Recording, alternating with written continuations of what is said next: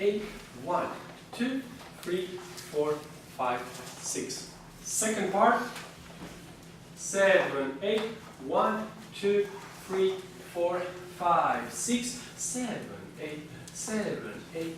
7, 8. 1, 2, 3, 4, 5. That was the option in case I don't have place to walk. Good.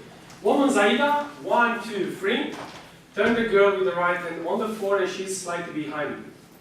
Connection points here for leading. Hip, arm, and maybe a little bit chest, but more arm.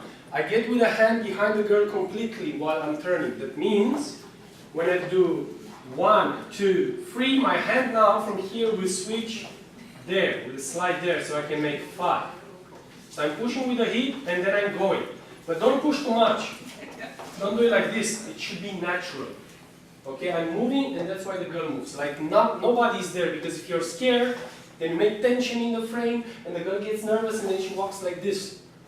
There's no tension here. It's soft tension, preparation. Now, pa, pa, 8. From this point, I turn the girl a little bit back and I cross myself back. 1. I open her to the side. 2. And then I push with the right hand and go behind her with the right leg. 3. 3. Body on the right leg. Now I switch to the left.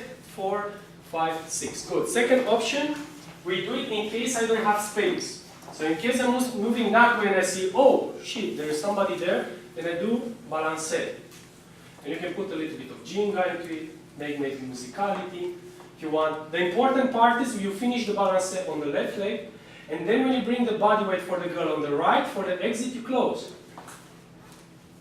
And then you bring her forward and you step right. Like before, forward, side, close. Fancy.